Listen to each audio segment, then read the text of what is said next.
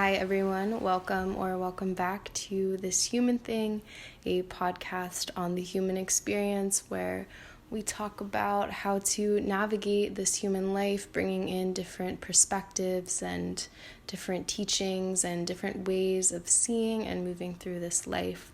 My name's Kat, and I have not been that active on the podcast lately, just going through some personal stuff, but I was feeling called the other day to record a podcast on anxiety and be really upfront and vulnerable, yet keep it grounded during today's episode. It's not going to be terribly long, but I just wanted the main focus to be a little bit of reiteration on the basic principles of anxiety and what it is, because if this is something that you've struggled with or someone that you know may struggle with, sometimes we get wrapped up in all the nuances and all of the intricacies of things and all of the different things that we hear about it, and we tend to forget its basic roots. And learning the roots and the foundation of anything in life can really help us to understand it more.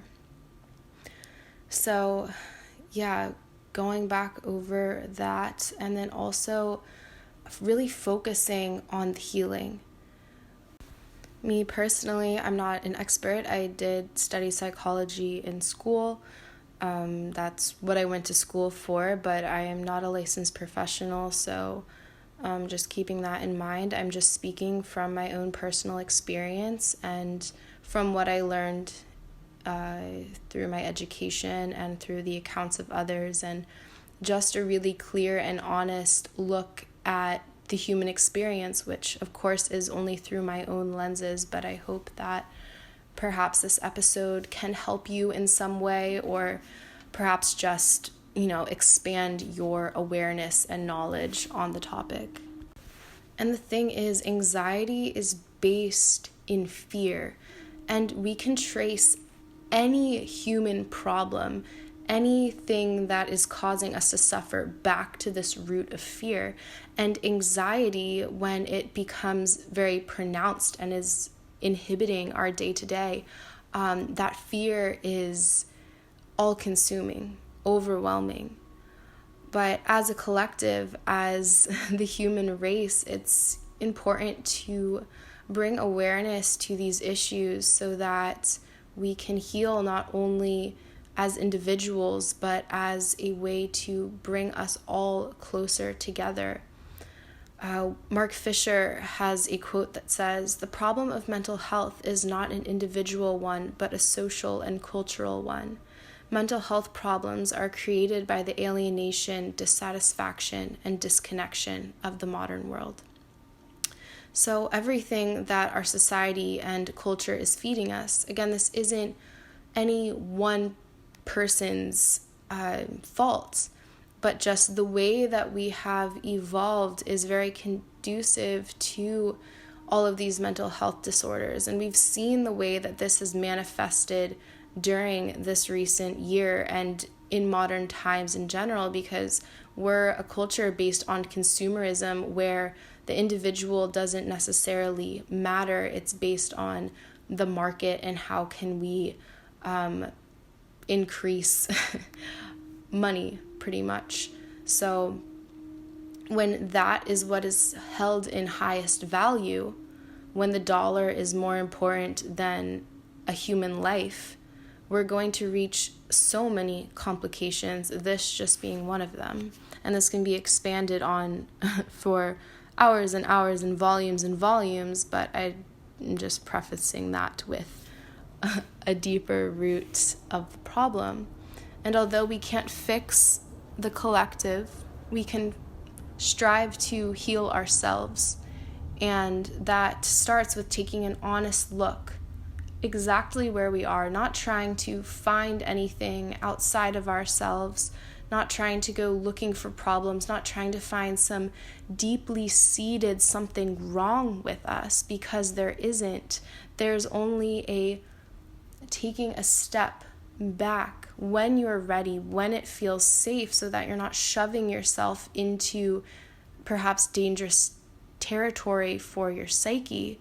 But when you feel calm and confident to do so, and when you feel safe, and when you feel like you're in a loving environment, being able to take an honest look at your life and making that the priority for your journey, for your purpose, and by doing so, fostering a greater connection with yourself, a greater connection with those around you, a greater connection with life itself, with a higher power, with God, with the universe, whatever you want to call it.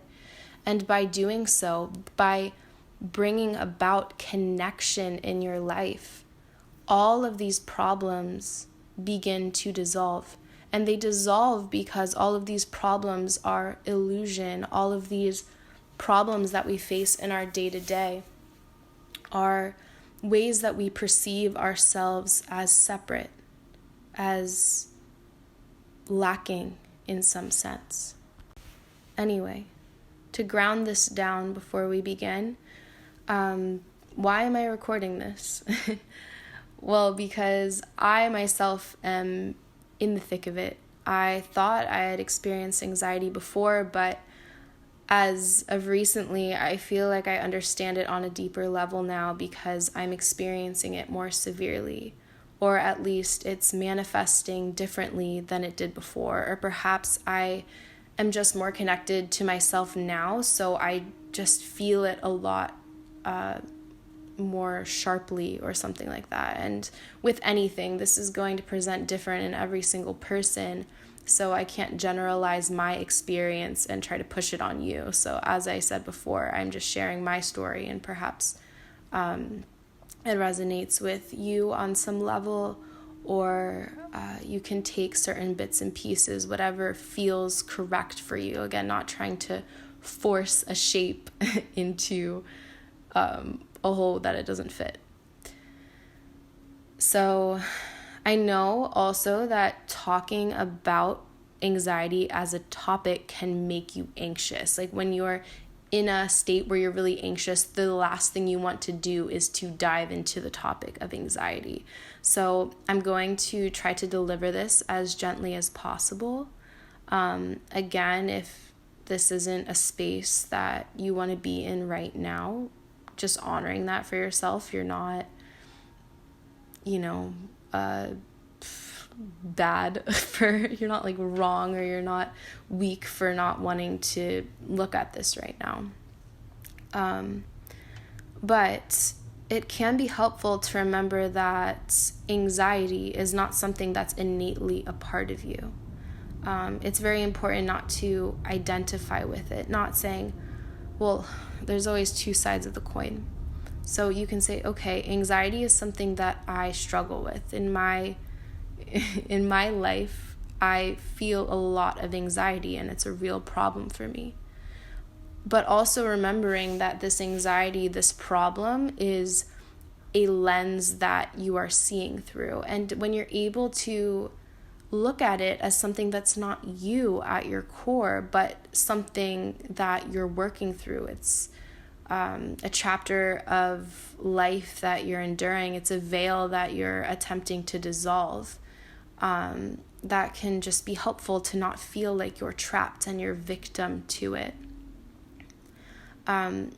My sister has this analogy of a tiger. She didn't make it up, but she shared it with me, that when we are anxious, it starts out as a good thing. We are trying to look out for danger. We're trying to be aware of our surroundings and whatnot. So we can imagine that there is this tiger inside of us.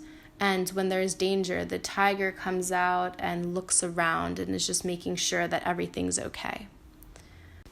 And then once the tiger has a look around, he goes back to sleep. And you don't want the tiger out all the time, because tigers are these ferocious animals. And if you know anything about big cats, they're usually sleeping most of the time. And then they have these like bursts of energy and violence and stamina where they go hunt or fight or mate or whatever they need to do.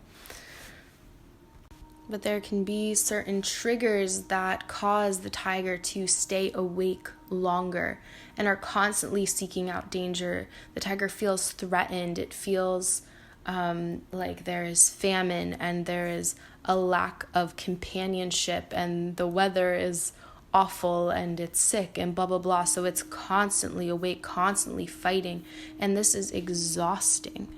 So what we're trying to do is heal the tiger and tell him that it's okay and that he can rest and that we're going to provide for him and that all is going to be well. And this tiger being a name perhaps for like our sympathetic, parasympathetic nervous system, our fight or flight, and our rest and digest. And a lot of this might sound very repetitive. I'm sure that these are things that most of you already know. But like I said in the beginning of the episode, just getting down to those basics. And as we move forward in this episode, we're going to look into some modalities and some methods that can help heal this sick tiger. So as I touched on before, there's been an expanding prevalence of anxiety in the modern world, and especially this year during the pandemic. I don't know what the statistics are. I could easily look them up, but I just know that there has been a big increase in the amount of stress-related disease, in diagnosed anxiety, and in all the other ways that anxiety can manifest into different problems in our life and can even evolve into different either physical or mental health conditions. Again, as I spoke on earlier, the human condition is based on fear, and our culture and society is based on fear.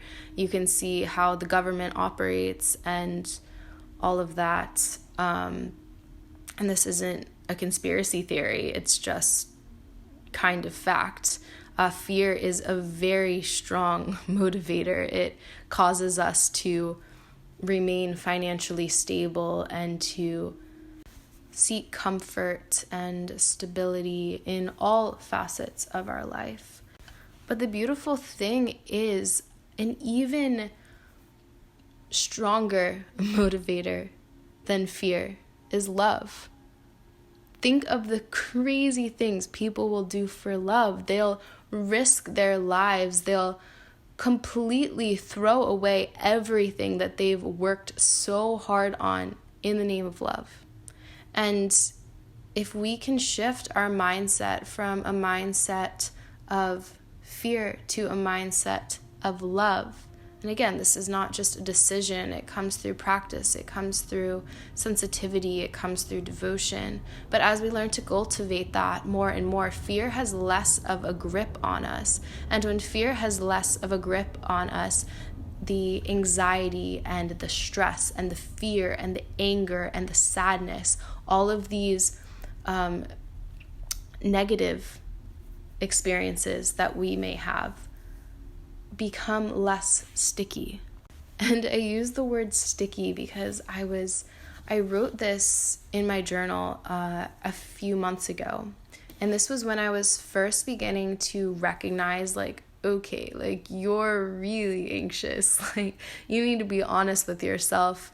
And it wasn't that I was trying to be dishonest with myself. I just did not realize how anxious I really was. But it began to become more and more apparent. And the word that was working for me was sticky. So this is what I wrote. I said, anxiety is really sticky. It's like you ate a PB&J some time ago, but you never washed your hands and there's jelly everywhere and you're just like, just trying to go about your day, and everything you touch gets covered in jelly, and it's just really putting a damper on everything you do, and it's really frustrating and messy and ineffective, but you just don't know how to wash the jelly off yourself. Conceptually, you think you understand how, but you try and you try and you try, and you're just stuck. And then one day you wake up and you notice that there's not so much jelly on you and everything's a little easier. And all the things you've touched seem to be cleaner as well, as if a magic jelly be gone fairy went to work as you slept. It's nice to be less sticky, but you still don't understand, and you're a little scared because you don't know when you're going to eat a sandwich again. And that's what fear seems to do. It kind of taints everything in our experience when we're seeing through this lens that is based off fear. It's like everything we touches then becomes a threat, and we just can't seem to do anything right, and it just seems like we're messing everything up. And well, I should say because this is from my experience, and I just feel like I'm scared to do certain things because I'm scared that it's going to make me feel even worse, so you get frozen. And we'll get back to this later. I mean, especially this year, it's like obviously we're going to experience more fear. Like, reflecting back on it, like most of us have never experienced something like this in our lives, at least in my lifetime, for my generation, unless you have more individual trauma placed upon you, like as a planet. And just most of these people in our luxurious first world lives generally, like we have had it pretty easy. We haven't been in a famine. We haven't been in the midst of war. We live very comfortably. We have all of these conveniences. So to have a lot of those stripped away and to be faced with a lot of uncertainty, when for many of us so much of our lives are handed to us and are told this is what you do, that like you go to school and you have so much structure and you have a job that has a lot of structure. And anyway, I could get into that for a while, but yeah, this is a big change. So no wonder a lot of us may be suffering more intensely or maybe developing mental health issues. And to make matters worse, a lot of us are suffering in silence and suffering alone, and not only because of the social distancing and the quarantine and the stay at home, but because there has been a disconnect for us being able to share our problems with others. And this may seem like a cliche statement, but a lot of us, myself included, it's really hard to really let yourself be fully vulnerable, to allow yourself, even around yourself or around another person, to really let yourself be open and raw and naked in front of another person, and not fearing that they're going to leave you because they see something or hear something that they don't like. That is a real issue.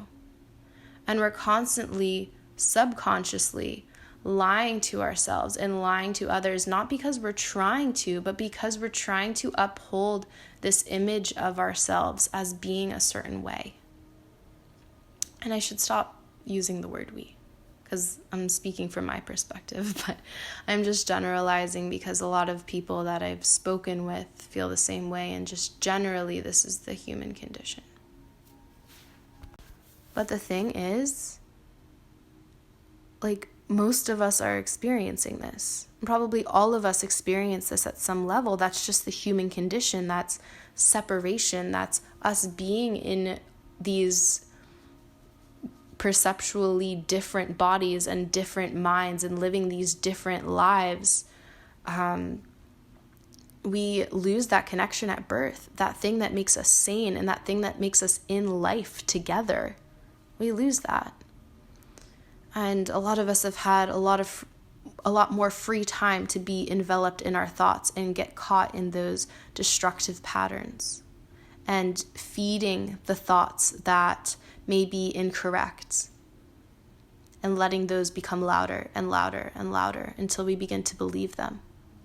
One of my favorite teachers, Adyashanti, when he was a child, he would notice all the adults like bickering and fighting, and he was just observing the way that adults acted. And he was like, I wonder why there's this conflict and why a lot of them seem really sad or unhappy or what have you. And he said, oh, they believe their thoughts. And so at a very basic level, our suffering comes from us believing our thoughts. And this is very pertinent to people who struggle with anxiety, myself included. We begin to believe these thoughts. We think that they are true. We think that they're our reality, and they begin to color our lives with that kind of like dimness and that gray and that hopelessness and that threatening quality, and that quality of everything being separate. So especially in this modern world, as we have more conveniences and we have more free time, maybe in quarantine we have less direction and less pressure to survive. So there's a lot more options on how to live. And options can either be really freeing or they can be really confusing. So you can even look like at the job market. Like so many people in recent years have been starting their own businesses and saying, you know what, like I'm escaping the 9-to-5, like I'm going to create art, or I'm going to travel, or what have you. And yeah, there's a lot of freedom in that, but a lot of options can also be really confusing and can begin to be stressful and cause these anxieties to arise. And so it really comes down to that very basic question of, what do I want? And so when it comes to anxiety on a day-to-day basis, you might often find yourself frozen, and just every option you can think of feels just so terrifying. And it's so simple. Like you're sitting on the ground and you're like, okay, I have free time right now. I am alone. I can go on a walk. I can,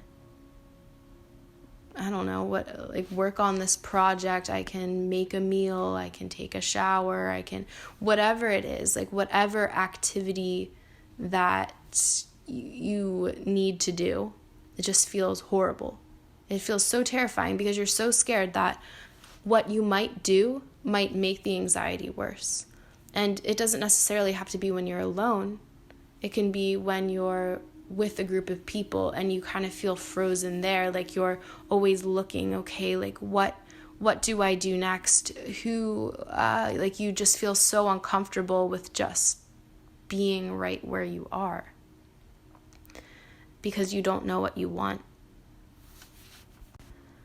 And I've kind of been jumping around, but it's all going to come together in the end. I've studied a lot of philosophy and spirituality and religion because it's really helped me make sense of this human existence and taught me how to navigate this life and live in a way that's more joyous and honest and loving and kind.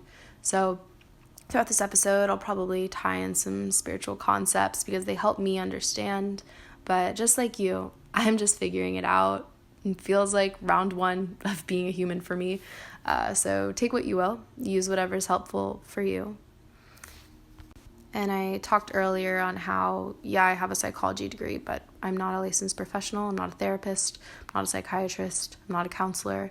What I'm speaking about here is based, yes, on my education and experience in academia, but largely I'm just talking about being human and through my own struggles, even with professionals. And again, it's important to touch on this here.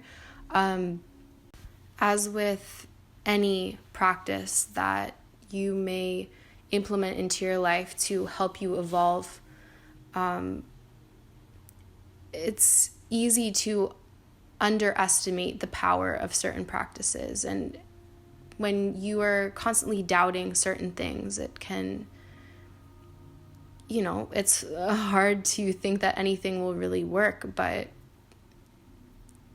these people trained and studied to help in these mental health struggles. So it's really an incredible resource. And as you have probably heard so many times, asking for help is really important, because we often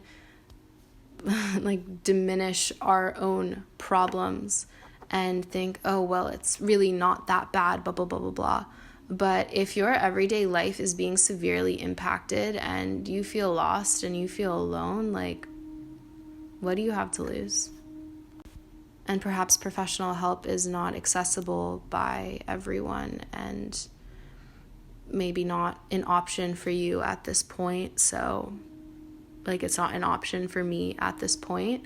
So there are other ways to heal, but that is definitely a very direct and someone who's going to keep you accountable. So I definitely recommend.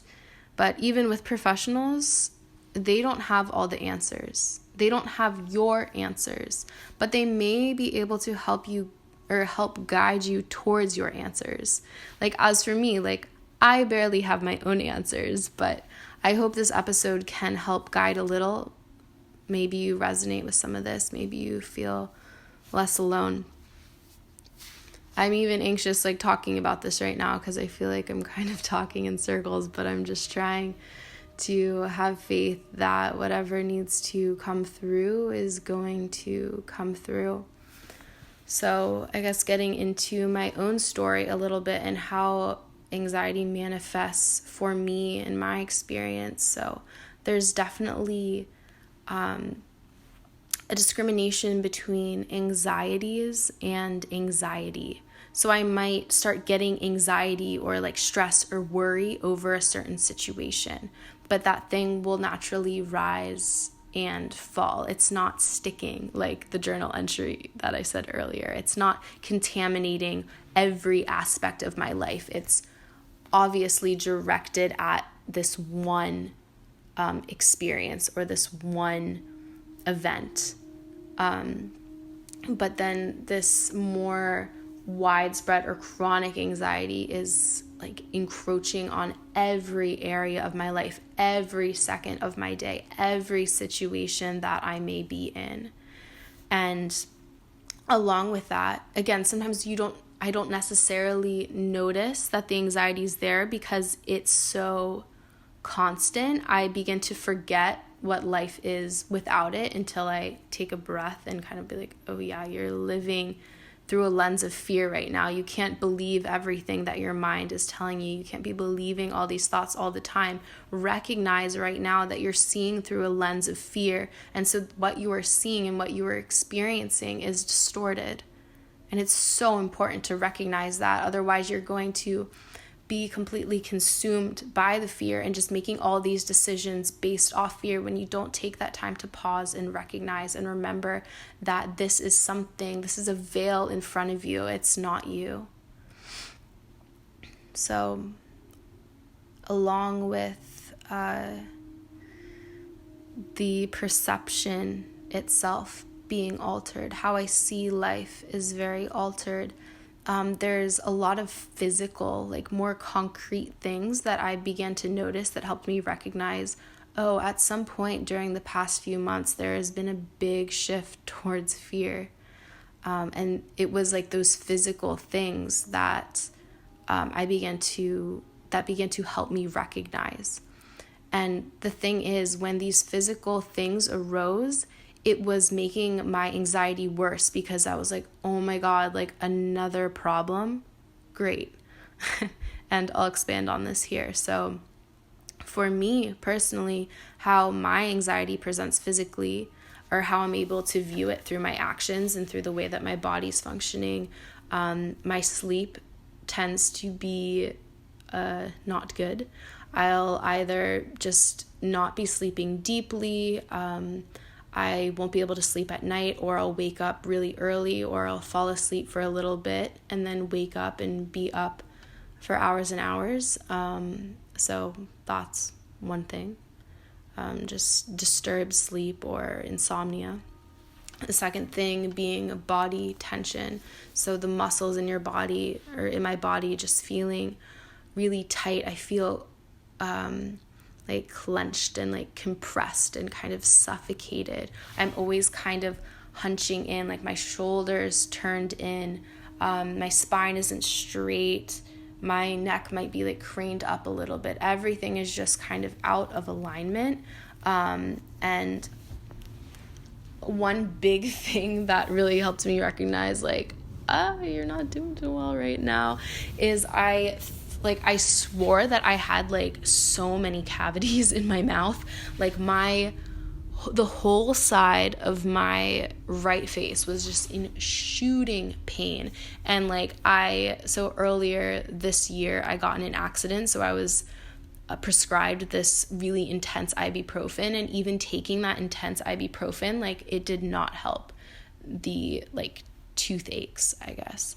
And so I was going to wait till I went home for the holidays to go see the dentist, but it got so intense. I was like, I need to see a dentist like tomorrow.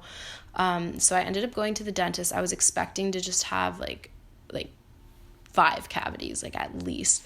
And the dentist was like, you don't have any cavities, but I think that you're just clenching your jaw so hard that I like literally made these little like fissures in the sides of my back molars, like these tiny little cracks, and my molars were like pretty worn down, just from clenching my jaw so tightly and probably grinding my teeth in my sleep and whatnot. Something that I was just it was completely unconscious. I had no idea that I was doing that, which is just really surprising, because in the past couple years, just through like my yoga practice and just bringing more consciousness into my life, my like posture and my body awareness had just become like very sensitive, and I was just always very aware of these things. So I was like, oh my God, I'm really losing touch with myself, and I'm really just living through purely my mind, and a mind that is clouded. And I was like, okay, noted. And that's all you can really do in those instances. You can't like have a cow over it. Again, sometimes like how we react isn't necessarily always in our control, but I was like, okay, noted. I see that there is definitely a problem here. I need to take note of it.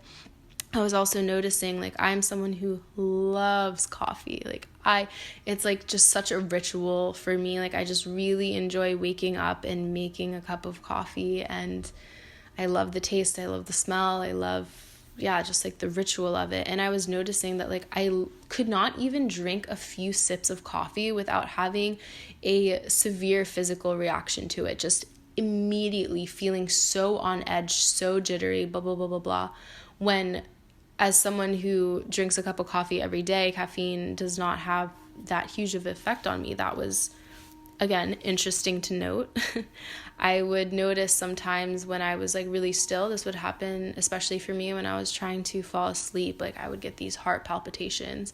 And again, that's not something that I had really experienced before. So it was just kind of alarming. And again, when we notice these physical things, it can begin to escalate the way that our mind is responding, and then it becomes this really harmful feedback loop of the mind noticing something that the body's doing, and the mind becomes more anxious, and then in turn the body becomes more anxious, and it just begins to escalate and escalate. Perhaps this is just a testament to how connected our minds and our bodies are, and we often perceive them as two different things when it's all one system working. But yeah, again, that illusion is so powerful that it can cause our bodies to react so severely to a threat that is not even happening. And that's just so astounding. So yeah, other things, racing thoughts, procrastination. Tying back to what I said earlier, it can be really hard to make decisions or want to do a lot of things because I feel frozen. I'm scared that if I do the wrong thing, I'm going to make my anxiety worse. So I'm apt to do nothing. And when I do nothing, then all I'm with is just my mind. And it's really sad. Like so many times during the past couple of months, I've just gotten like I'll pause and I'll just get so sad because I feel like I'm so far away. I'm so disconnected and numb, and everything is blurry, and it just becomes really sad. And largely because I have just been in spaces where I feel so connected and so vibrant and so in love with life. So the contrast for me is so, so sad.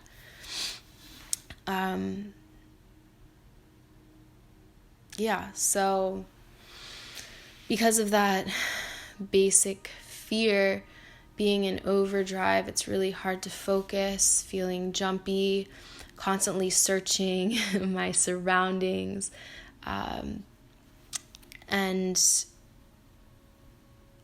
These destructive habits begin to manifest as a result of the foundation of fear, of that foundation of anxiety. And so for me specifically, things that will manifest as the root cause of fear, which are very much heightened when I'm feeling really anxious. Again, like these are my problems that are probably always there, but sometimes they're just more obvious to me. They feel a lot more heavy when I'm feeling really anxious. So for me, sometimes I get really angry, really irritated, and I don't necessarily lash out at other people, but this anger is like in my thoughts. I'm judging other people. I'm judging myself. I have this lens of anger, and I'm just angry at everything. Another thing for me is my eating will get really messed up. I will either eat too much or eat too little, and my thoughts about food and my thoughts about my body begin to get really unhealthy and really distorted. I will have this kind of jaded or apathetic attitude towards things. I'll kind of pick at my skin. Like I'll notice that I'll often rest my face on my hand, and then I'll catch myself kind of picking my skin with my hands. And again, tying back into that sad thing, I just feel like I'm not paying close attention. It's hard for me to savor things. I'm always trying to jump ahead to the next thing, but not comfortable enough to stay there. I have to jump ahead again. I'm constantly running away. And there's this victim mentality, like everything is against me. Everything is threatening. It's hard for me to find appreciation in certain things, or I can recognize it as a mental label, but it's difficult for me to really feel it innately within me. So this is living in the extreme of fear. And as we know, living in any kind of extreme is unhealthy. So as we're trying to heal this anxiety, we're seeking the restoration of balance. We don't want to launch into the other end of super overconfidence and just kind of letting everything float over us and not be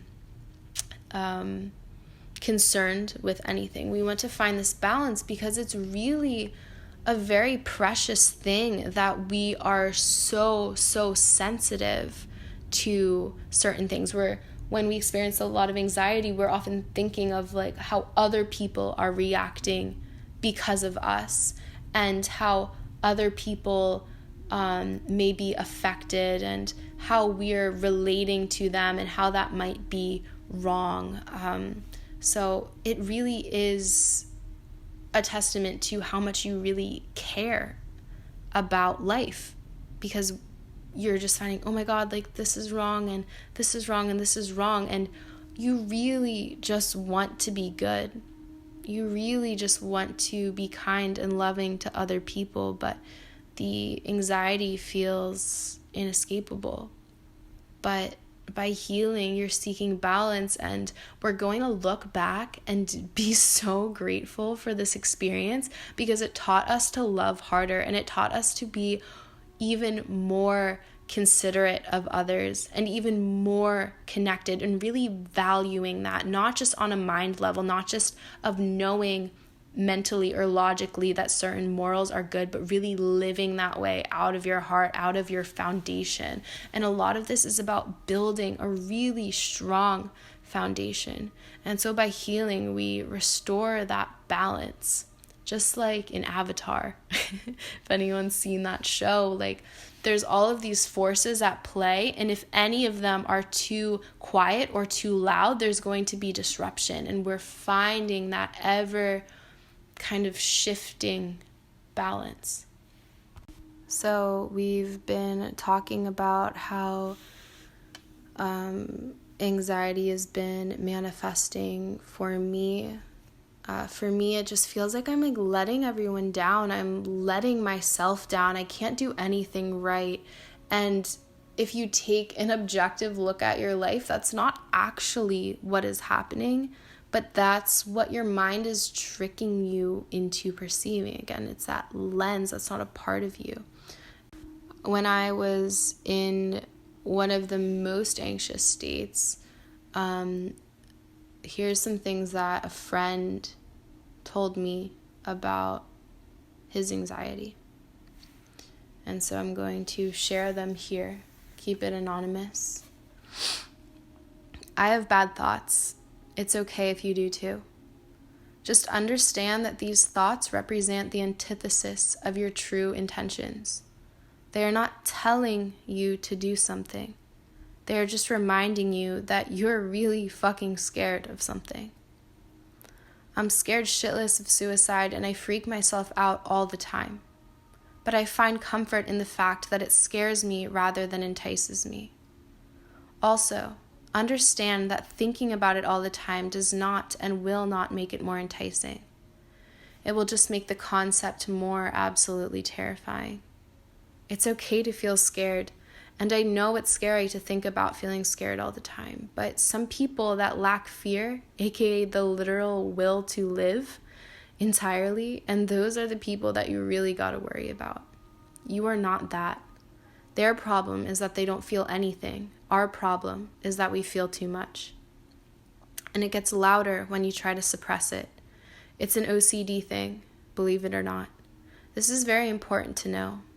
Take deep breaths and let the thoughts come to you and then leave you, just as any other thought would. Encounter it, recognize it, let it go, and move on. I've recently started meditating, and it's a great way to ease my mind, even though I find it a little cheesy. I actually had anxiety about taking this approach on my own because I valued these intrusive thoughts as measures of prevention I had convinced myself I needed. Then I realized that when I'm not in an episode, I don't have these thoughts because that's just so genuinely not who I am. This stuff only gets easier with experience, which kind of sucks, but whatever, it's something. You will emerge from this battle victorious and enlightened of your condition. I hope that you're able to apply some of these to your own situation. Sorry if it's a bit all over the place. Feel free to ask questions if you have any. Speak to your friends. Do what you know you need to do. You know what's best for yourself. Don't let your anxiety blur that. Also, I know it may make you nervous, but professional help can be so amazing. It's so nice to have a literal doctor guide you through the bad stuff. Also, when I said do what you know you need to do, I mean to get past the anxiety. Don't suppress the anxiety, but distract yourself by doing what you know you enjoy. It's a really fucking terrifying, unprecedented, uncertain time. Like, I was talking to my psychiatrist, and he was telling me how many appointments he's had every day since this pandemic, and holy fuck are a lot of people anxious. Like, a massive national spike. Like, how the fuck can you not be anxious right now? Like, fuck that. If you're not anxious right now, you're not human. You aren't alone, and you aren't crazy. You're loved, and you will be okay.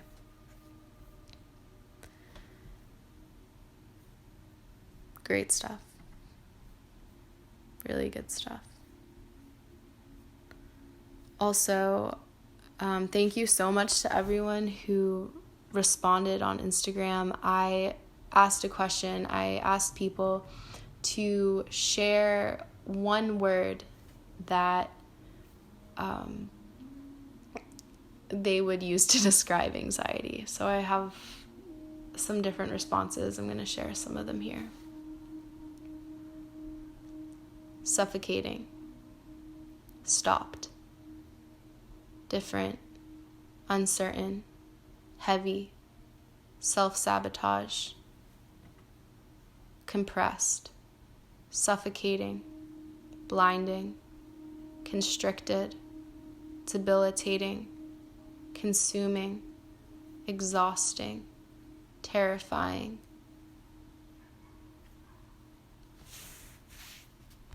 All of these words are describing living in a constricted space.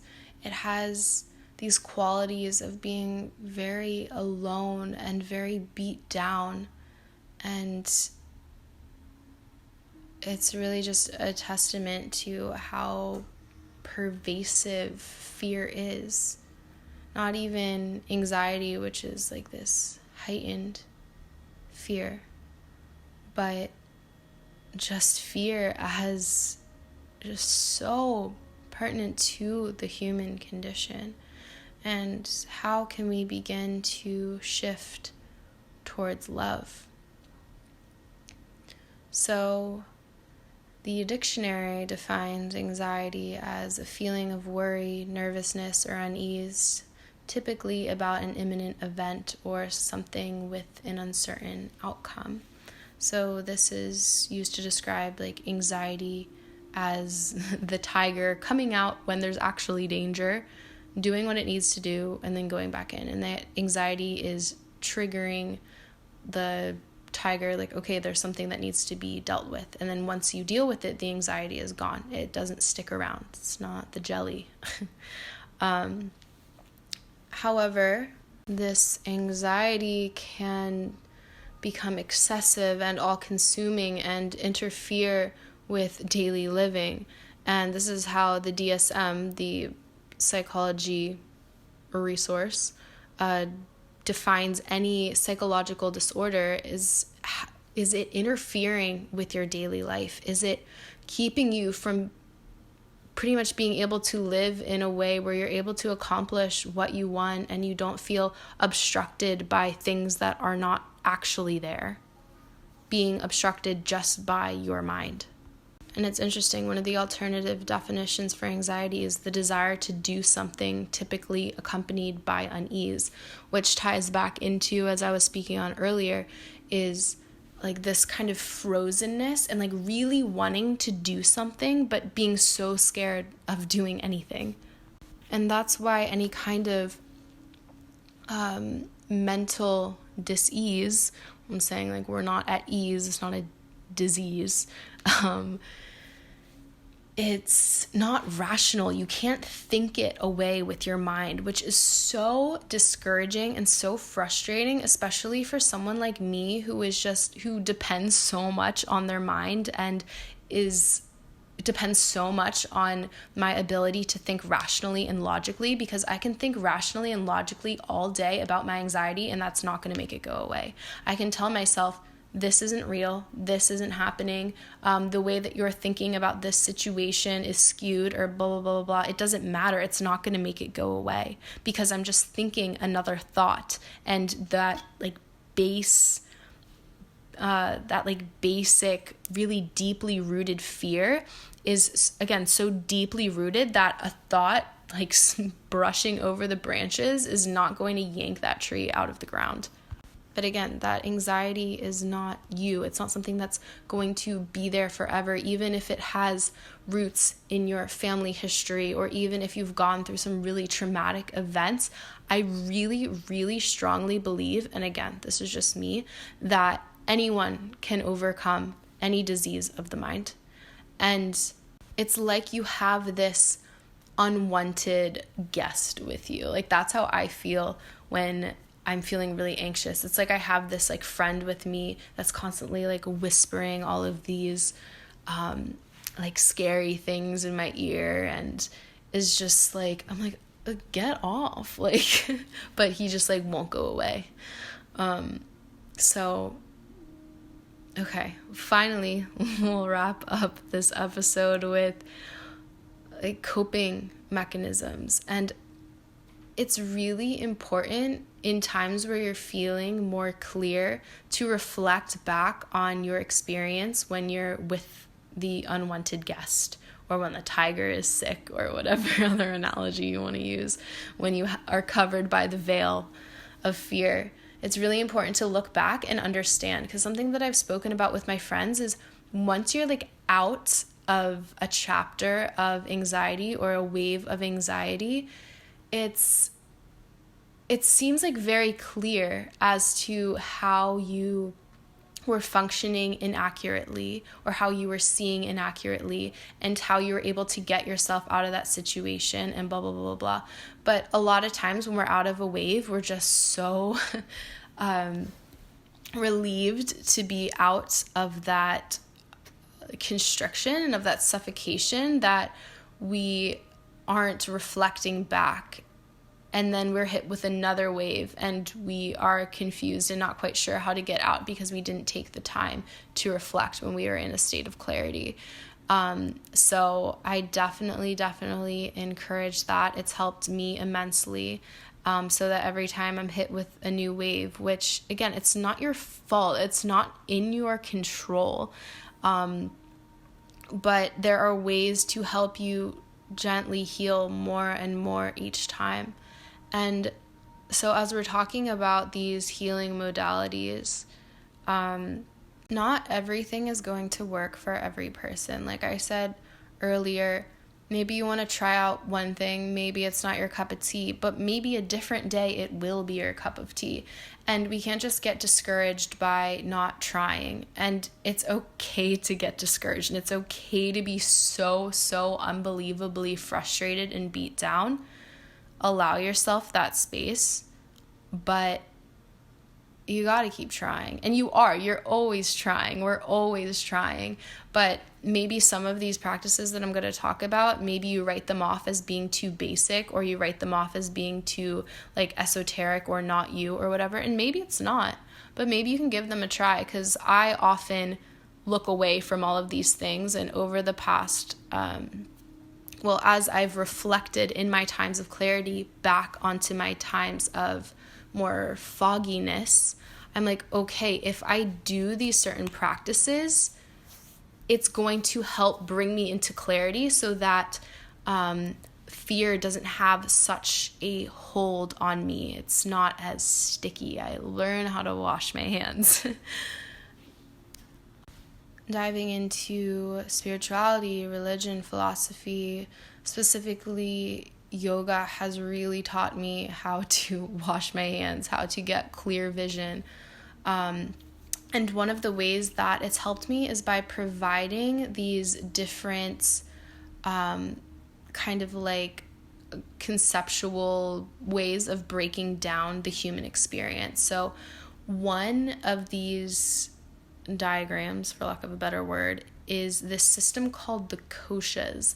And so the koshas are a way to break down kind of these like sheaths or these layers of the human experience. So I haven't like immensely studied these. These are things that this is a concept that has been reintroduced to me recently, and I was like, wow, this is really tying into my experience right now. And I think that this can be really helpful for helping me understand and build a really strong foundation so that I'm able to rise from it with strong roots rooted in love and in what's true, instead of rooted in fear and rooted in illusion. So these koshas, these layers or these sheaths, are the anatomy of the body, but not so much just the physical body, but more of this subtle anatomy.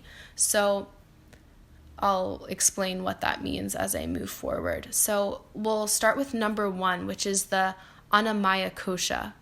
And this kosha, or this layer, is the food body. So that is what is physical. That's what you can feel and touch. That's what feels solid. That is pretty much like what you're consuming, whether that be food or like different like pollutants in your environment or what have you. That's what is affecting the physical body. So when it comes to our anatomy, that's what we usually think of as anatomy, is like what is solid, what we can see and what we can feel. So that is the first layer, the food body. And for number 2, we get into the energy body, which is called the pranamaya kosha. And so prana is a word that means life force or life energy. So the physical body can be really healthy, like you eat really well and you exercise and you're not inhaling a lot of pollution and just any other things that might affect your physical health. You got good blood pressure, whatever, like if you went to a physician, he's gonna be like, dang, like you're really healthy, but you still may not feel healthy because you lack that life force, that prana, that energy. So, you may experience sorry, I just stumbled over my words there. You may experience different levels of your energy.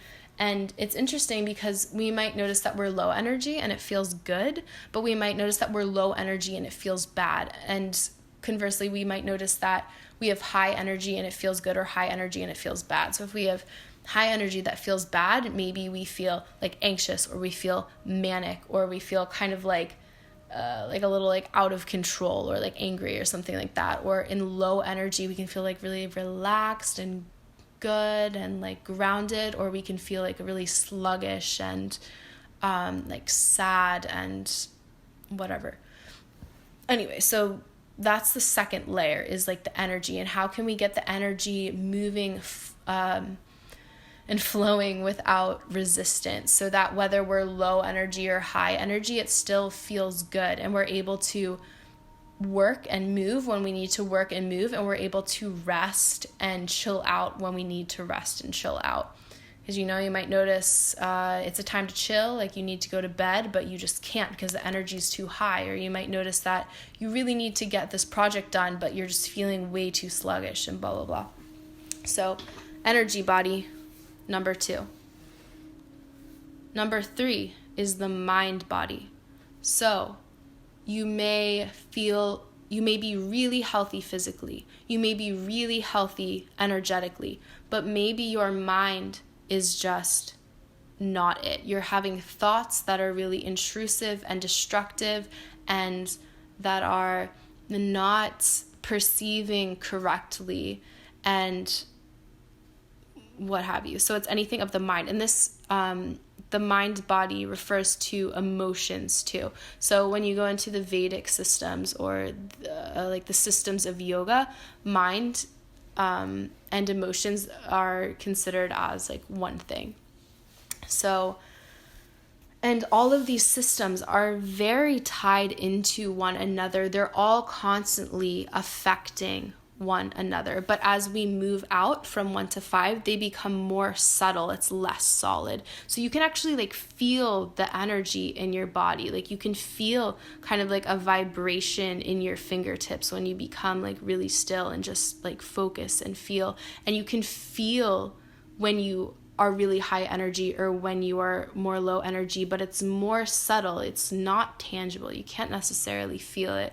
And then for the mind body, that's where it gets even more subtle. We're so influenced by our minds and by our energy, but we don't always notice it as being like a layer of our experience because it's so intangible. It's just all this information coming in.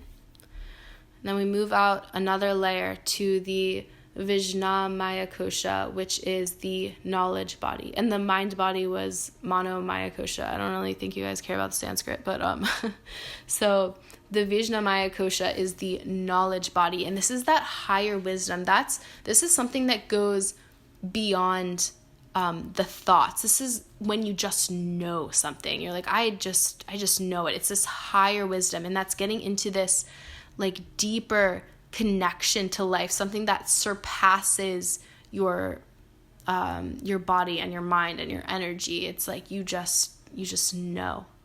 And knowledge isn't really the right word, but it's just like this higher wisdom. And And then finally is the Ananda Maya kosha. And Ananda is a Sanskrit word that means bliss. And so this is the bliss body.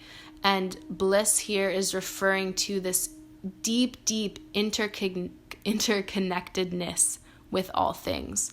It's you are alive and you are a human being having this human experience, and you're connected to every element of this life and every other person, and you are deeply connected with God and with just everything in this life. And that connection is the ultimate bliss.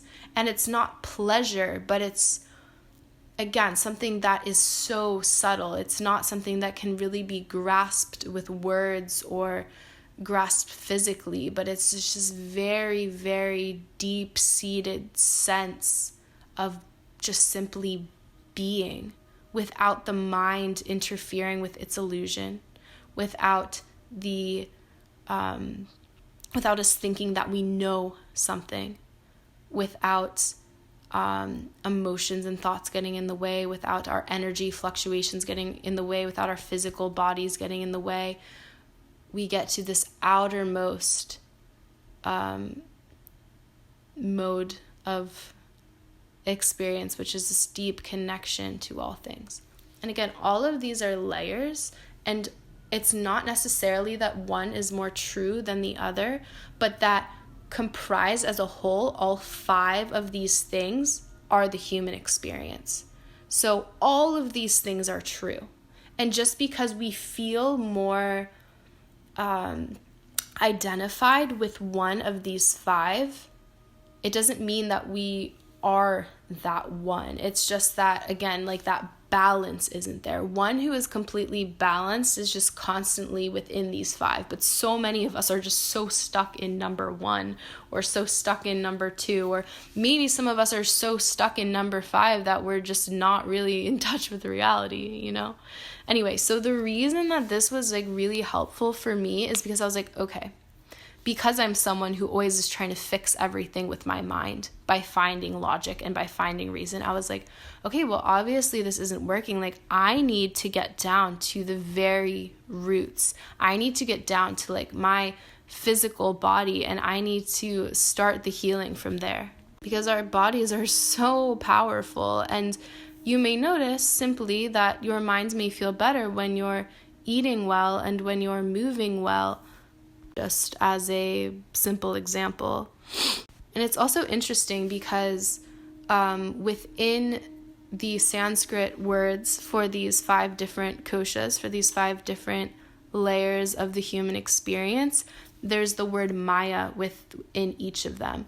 So again, like, I haven't like intensely researched these. This was just like a quick peek in one of my textbooks, but Maya is the word in Sanskrit that means illusion. So all of these, so it's like Annamaya kosha, Pranamaya kosha, Manomaya kosha, and it goes on.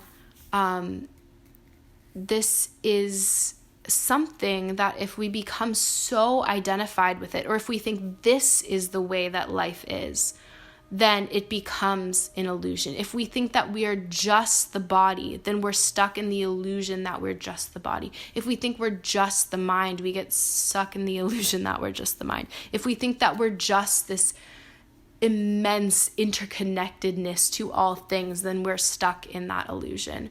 So my my look at these 5 layers, just by seeing that root word in there, I'm assuming that our ability to become more balanced in all 5 is going to dissolve the illusion. And again, this is just a schematic. This is just a concept to help us understand life easier. So like, don't think that this is the way things are, but it's really helpful to help understand.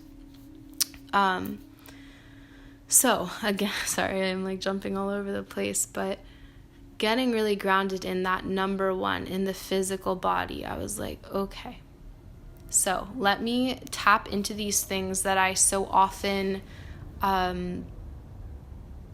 like look over because I'm like, oh, like that couldn't possibly help me. This is something when I was in my yoga training, my Chinese medicine teacher said. She was Russian. And she's like, if you ever need to, if you have any kind of problem, just go on walk. It does not matter, just go on walk.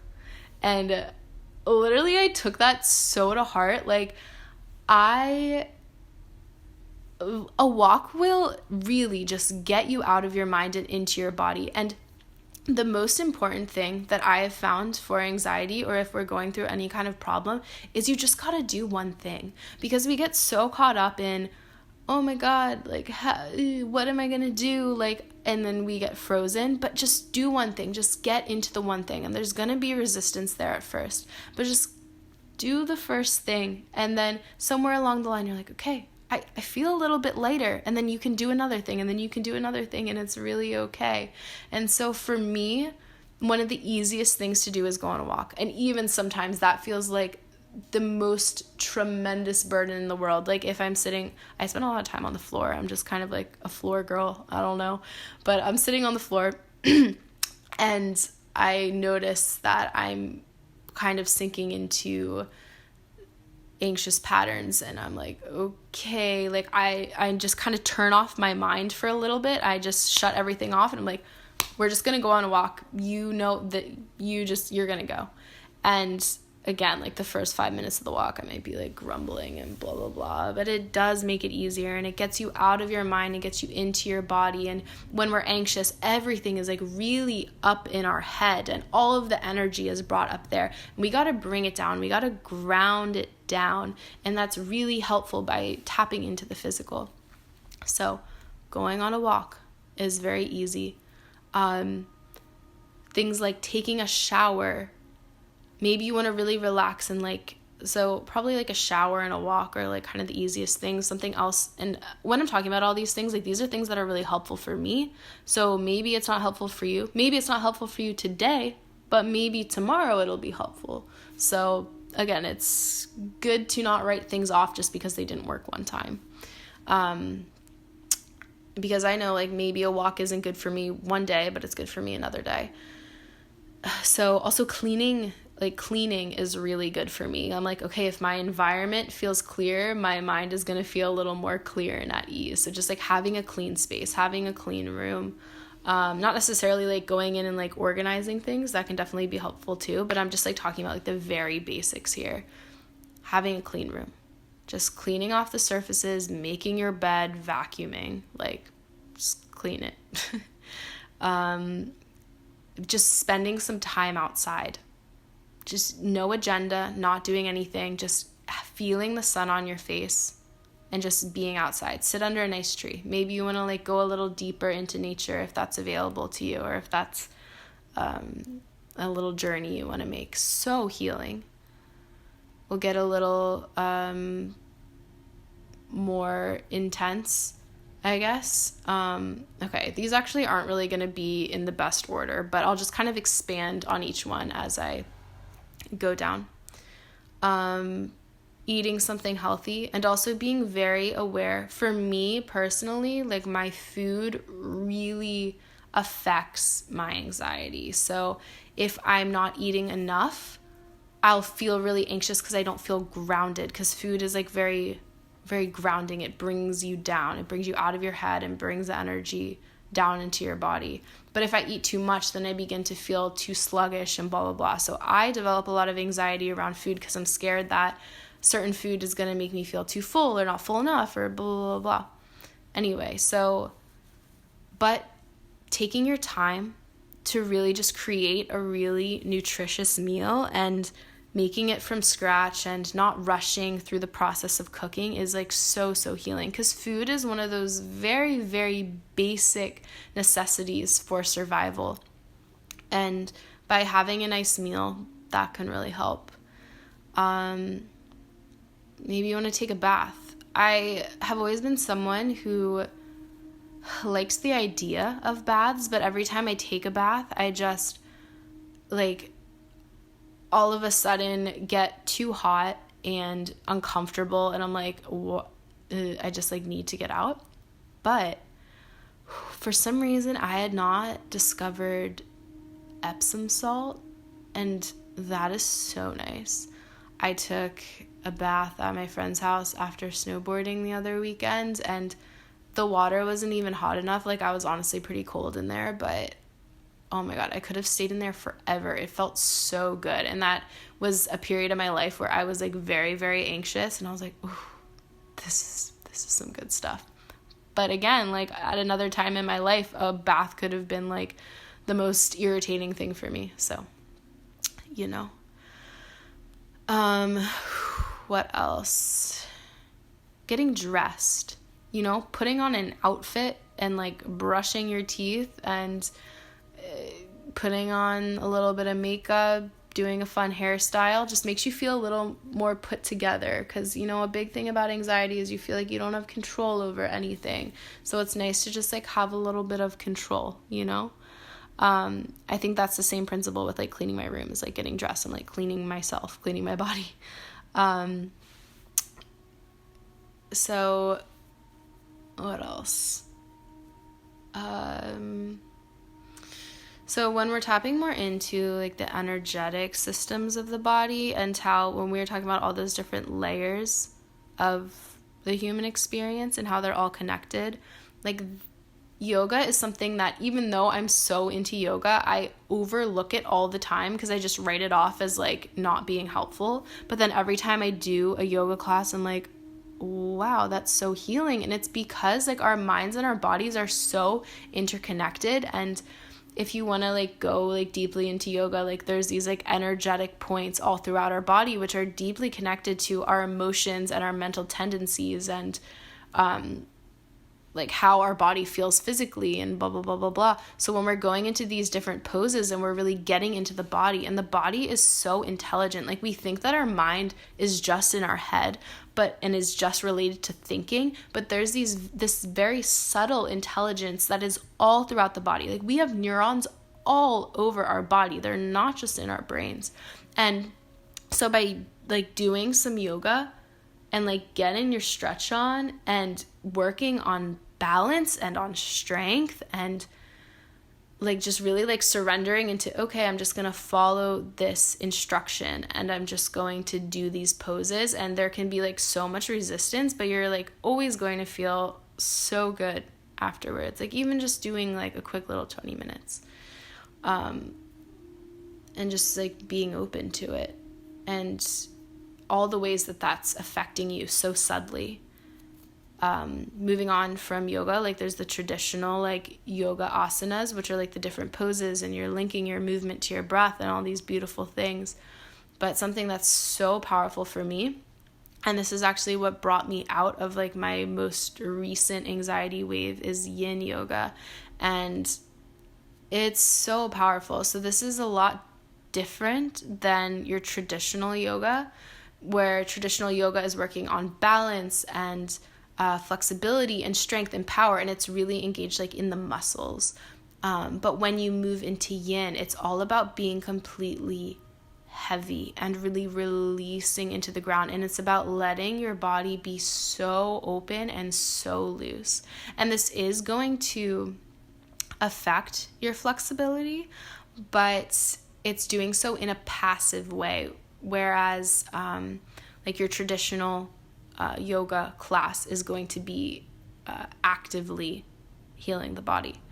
So in yin yoga, you take a pose, and these are like all going to be poses where you're like kind of laying on the ground, and you're going to stay there for like a long time, and you position yourself in a way such that you can stay there like a little more comfortably for a longer period of time, so that there's not any like sharp or like shooting pains or what have you. But like the real goal there is to commit to the stillness, and you're going to notice emotions rising and falling, and you're going to notice thoughts rising and falling, and you're going to notice physical sensations and energetic sensations and all these things rising and falling, and you stick with it, and you get so connected to yourself. And again, getting into the subtle body is like all of that intelligence within you like working itself out. And I know that this can sound all kind of like woo-woo and esoteric and stuff, but like literally like as science increases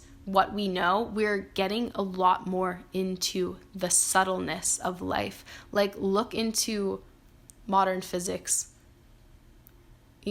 like matter is not even real according to physics. Like, it's not even a solid thing. So a lot of these systems are becoming more and more apparent. And as we look into yin yoga specifically, it focuses on the Chinese meridian system. And so meridians are like kind of like these lines of energy that travel all over our body and like connect our emotions and our mind and our physical and all of that stuff. And it's interesting because these, as modern science shows, fascia, which is kind of like all the stuff that's in between all of the ligaments and tendons and bones. There's not just space there. It's filled up with stuff, and this is called fascia. And there's these myofascial trains, which are kind of like how stuff is like linked and moving through the body, like where this fascia moves, and it pretty much lines up exactly with this like ancient meridian system, which is super interesting. Anyway, yin yoga is really great for working into that. And also I teach yin yoga, so I'm going to put some of my recorded classes up on YouTube. It's like the same channel that the podcast is on if you guys ever want to take a class. Super approachable. Anyway, sorry, I just expanded and like nerded out on that for a while.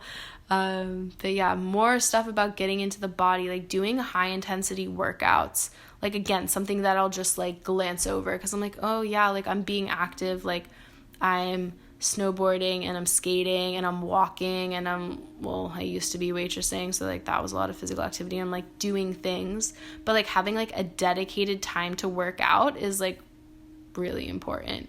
Again, these seem like very simple things, but like when we're anxious, like we overlook those like very simple things. And when we're trying to heal from anything, we gotta build a strong foundation. We can't just leap ahead to, oh my God, I'm going to be so connected with like the highest, like I am king of the castle, blah, blah, blah. Like, yeah, if your castle's built on sand, that's gonna fall, son. So I'm trying to build a strong foundation right now. I'm not trying to get too ahead of myself. I'm not trying to get cocky. I don't know anything. Build that strong foundation. Get really in touch with yourself. Get really honest with yourself. Really know yourself. So as you gain more power and more momentum in life, you are still really connected to what is true. So that you don't get, so that connection is not severed. And so that once you start to feel lost, you have that thread to draw you back to who you are. Okay. Working out, it's good. Boxing has been really helpful for me because I will get angry and it's a really good outlet because I often, when I was younger, I definitely would lash out at other people. But now since I'm mature and a sophisticated member of society, I do not externalize my anger. I internalize it, which is not good. So it's really good for me to get it out through boxing or like any other kind of like martial arts. Yeah, but like also doing HIIT workouts is really good for me. Lifting is really good for me. Running is also good, but it's nice to like have more of the muscular engagement and get your bones strong through lifting a little bit. Yeah, what else?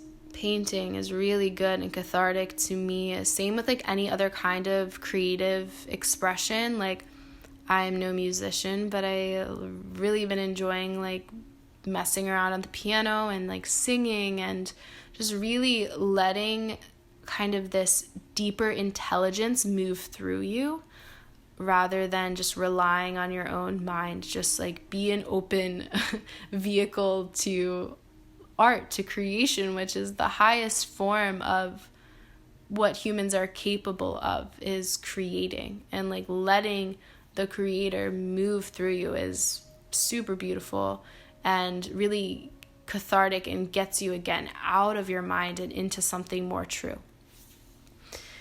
What else? Writing, again, really good. That can get like a little more mindy sometimes. That's why sometimes I prefer to write in poetry, because it feels less like my mind is doing it and more like something's moving through me. So like a lot of times when I journal, it comes out in poetry. So again, it doesn't feel so much like, oh my God, my problem, blah, blah, blah, blah, blah. And I'm like, because the mind's always trying to find a solution to everything. So then the writing just becomes more anxious sometimes, or like adds to the anxious fire sometimes. So journaling in a form more of like poetry can be really helpful for me. But also just journaling more logically can be helpful, again, depending on the situation. Reading, but having like reading for time. For all of these things, it's really important to stay there for time. Like give yourself time to really sink into the activity, because something with anxiety is everything feels uncomfortable and you just want to jump to the next thing. But it's really important to, like, whatever you're doing, stay there for time. Allow yourself to unwind and allow yourself some time to untangle. What else? Just being with people. Oh my God, why did I like not say that first? Like being with good people that are refreshing you and not draining you is so, so powerful. Like I was saying before, like, I mean, you don't necessarily need to be around other people to be connected, but we were placed here on this earth with other people. Like, go spend time with them. Don't underestimate the power of being with yourself, because that's often overlooked. And really being alone with yourself, like not with your phone and not with any other kind of distraction. But yeah, just spending time around good people with no other agenda but to just be with them. So powerful. I've really, really been like on some kind of deeper level, really appreciating and savoring that over the past few weeks. Similar to going on a walk, it's nice to go on a drive. If you can't necessarily like be with people, like phoning a friend or texting a friend is really great. Doing acts of service is really important. This is something I was talking with my sister about recently, is like when we start to feel really anxious or really stale is a word that we like to use, or just really low or suffocated in any sense. It's like we're so wrapped up within ourselves and feeling separate. It's really nice to, if you can, like kind of turn on and off switch from everything being so threatening to you, and just refocus, be like, okay, like what's something I can do to like just really serve someone else right now. And that's not necessarily an act. It can just kind of be like a mindset shift. So like as you're going about your day, you're doing things for other people. And if spirituality is something that you have a deep connection with, you're doing things not just for yourself, but for life itself, or for God, like acts that are out of devotion. Making everything that you're doing this kind of offering can help you get out of this me, ego, everything is like me against everything, like that sense of separation can begin to dissolve. Going along with that, prayer is super powerful for me. Again, like just feeling like a really deep connection with life itself and with a higher creator, with a higher intelligence, and just knowing that, again, like I'm like very tentative to use certain words, but just because I think it's like the way I grew up, like certain words really turned me off, but like I use the word God. So just really feeling like a deep personal connection with God, and knowing that everything, really trusting, like faith is so powerful, and everything in my life boils down to faith, because we don't know what's going on. And the anxiety, which is what this episode is about, can be so confusing, and it feels like we have no control. The only thing I can do is give it back to God and say, I don't know what's going on, but I know that you work all things for good, and that everything happens for a reason. And I choose to believe that, because I literally have no other choice. And so prayer is really powerful. Just like feeling that there's someone else, a personal relationship that you can have and say, like, this is really what's troubling me. And God's holding that for you. And He's saying, shh, it's okay. I hear you. I know that it's confusing. It's going to be okay. And it just strengthens your faith and it just rejuvenates you. Drinking water is really important. Sometimes taking a nap really resets you. Breath. You might notice if you're really anxious, your breath is all up in your chest and you're breathing shallow and it's hard for you to take some deep breaths. So as we move back to prana, that life force sheath, your energy, it's so connected to the breath. So like one of the things that's really, this could be a whole nother episode, but in terms of yoga, one of the 8 limbs of yoga is pranayama, which is the breath. So you're doing like this breath work. So, this can be as simple as just taking deep breaths or counting your breaths, or if you want to research different breathing techniques, I'm sure there's plenty of videos out there that'll guide you through different breath work practices. That is so powerful. Like the breath is the connection between our emotional and mental and physical experience. And yeah, definitely something that I often overlook. Breathwork is really powerful. And your breath is telling you where you're lacking. So you may notice that your breath is really tight and constricted. You're not good. You need to breathe fully. And it's really hard to breathe fully sometimes. And sometimes you get too obsessed with your breath and then it makes it even harder to breathe. So again, doing it when it's in the right time for you. But breathing is incredibly important. So I'm going to wrap it up here in a second. But in all these practices, just really knowing that these are just steps to ground you more into your body, getting more connected. Like I know over the past couple months, I've just been feeling really disconnected from myself in all of these 5 layers. And by paying more attention to each of them and not overlooking everything, not thinking I'm too good or that certain things are too cliche or too cheesy, it's really helping me get back in touch and being really patient and being so compassionate and staying there for time. And, I'm in a period of a little bit more clarity right now, but who knows, like tomorrow I might wake up and full-blown anxiety lenses are back on. Like it just does not feel in my control, but I'm just really trying to root down and again, in each mode of clarity, reflect back on the past wave and finding ways to move forward and begin to dissolve this lens more and more and heal more and more, becoming so much more sensitive, so honest with yourself.